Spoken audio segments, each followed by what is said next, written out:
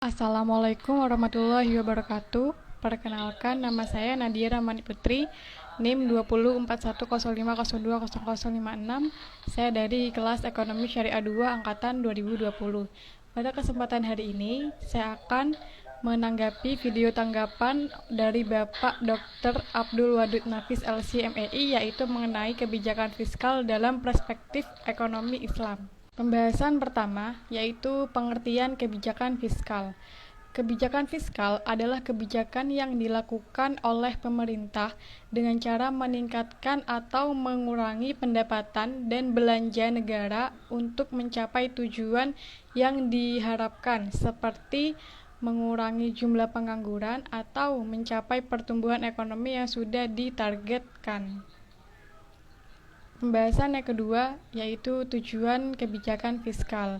Tujuan yang pertama yaitu untuk pertumbuhan ekonomi, supaya ekonomi berkembang dengan baik dengan cara membuat kebijakan-kebijakan, contoh membuat kebijakan mengenai perpajakan. Tujuan yang kedua yaitu mencegah pengangguran.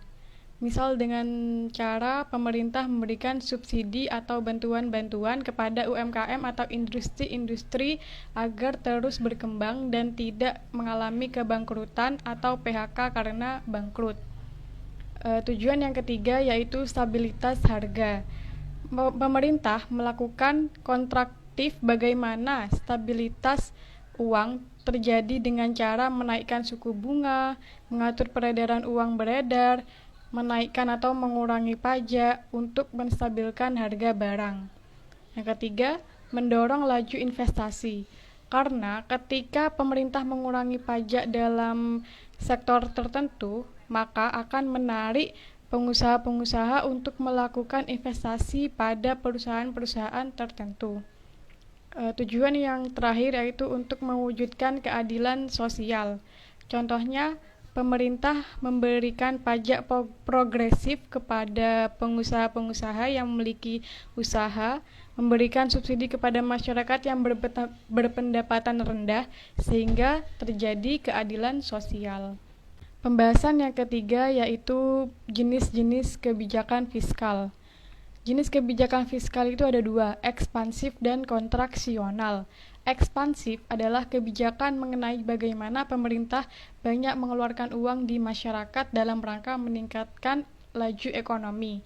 Misalnya, pemerintah memberikan subsidi, insentif, bantuan kepada masyarakat atau sektor tertentu, menurunkan suku bunga untuk menarik investasi, memberikan pinjaman bunga lunak agar masyarakat mau membuka usaha. Jenis yang kedua yaitu kontraksional, kebijakan pengetatan yang mana pemerintah mengurangi uang yang beredar di masyarakat atau pemerintah meningkatkan pendapatannya. Misalnya, pemerintah meningkatkan persentase pajak dan mengurangi subsidi. Pembahasan yang selanjutnya yaitu komponen kebijakan fiskal. Komponen kebijakan fiskal yang pertama yaitu kebijakan perpajakan, yaitu dengan memberikan pajak dengan mengenakan pajak kepada masyarakat sesuai pendapatannya masing-masing. Komponen kebijakan fiskal yang kedua yaitu kebijakan pengeluaran, yaitu pemerintah mengatur volume pengeluaran keuangan di negara. Komponen yang ketiga yaitu kebijakan investasi dan disinvestasi, yaitu pemerintah mendorong investasi dengan memberikan pinjaman pada usaha-usaha tertentu atau mengurangi pajak pada usaha-usaha tertentu. Komponen kebijakan terakhir yaitu pengelolaan utang atau surplus. Kebijakan pemerintah saat terjadi surplus dan kebijakan pemerintah untuk berhutang ketika pemerintah tidak dapat memenuhi kebutuhannya. Pembahasan yang selanjutnya yaitu instrumen kebijakan fiskal. Instrumen kebijakan fiskal itu ada 6. Yang pertama, anggaran belanja seimbang. Yang kedua, pembiayaan fungsional. Yang ketiga, anggaran defisit atau kebijakan fiskal ekspansif. Yang keempat, anggaran surplus atau kebijakan fiskal kontraktif. Yang kelima, stabilitas anggaran otomatis. Dan yang terakhir, pengelolaan anggaran. Pembahasan selanjutnya yaitu fungsi kebijakan fiskal. Fungsi kebijakan fiskal itu ada 6. Yang pertama, untuk mengoptimalkan penggunaan sumber daya alam ataupun sumber daya manusia. Yang kedua, mengoptimalkan kegiatan investasi. Yang ketiga, alokasi, yaitu mengalokasikan pendapatan dan pengeluaran yang disesuaikan dengan kebutuhan. Yang keempat, distribusi, yaitu mendistribusikan pendapatan dan pengeluaran sesuai sasaran. Yang kelima yaitu stabilisasi, untuk menstabilitaskan harga ekonomi dan pertumbuhan. Yang keenam yaitu pembangunan, yaitu mengoptimalkan pembangunan fisik dan non-fisik berjalan dengan baik. Pembahasan yang selanjutnya yaitu ciri-ciri kebijakan fiskal ekonomi Islam.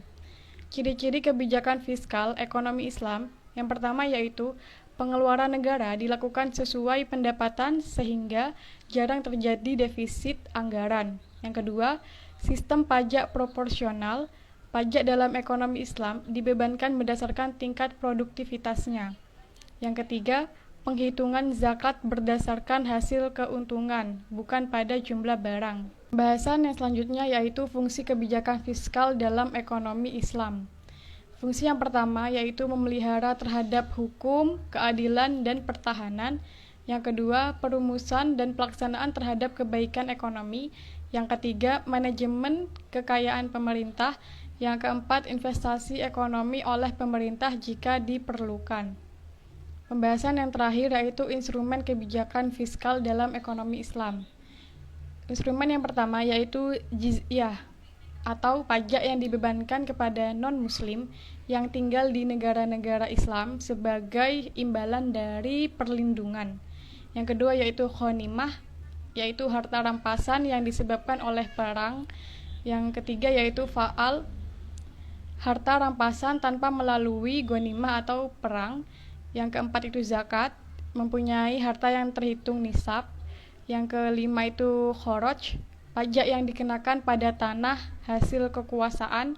Yang keenam itu nawaib, pajak yang dibebankan pada umat Islam dikarenakan negara itu memiliki kesulitan untuk memenuhi ekonominya. Dan yang ketujuh yaitu amwal fahla, yaitu harta-harta yang tidak diketahui pemiliknya. Cukup sekian video tanggapan dari saya. Mohon maaf jika ada salah kata. Terima kasih sudah menonton. Wassalamualaikum warahmatullahi wabarakatuh.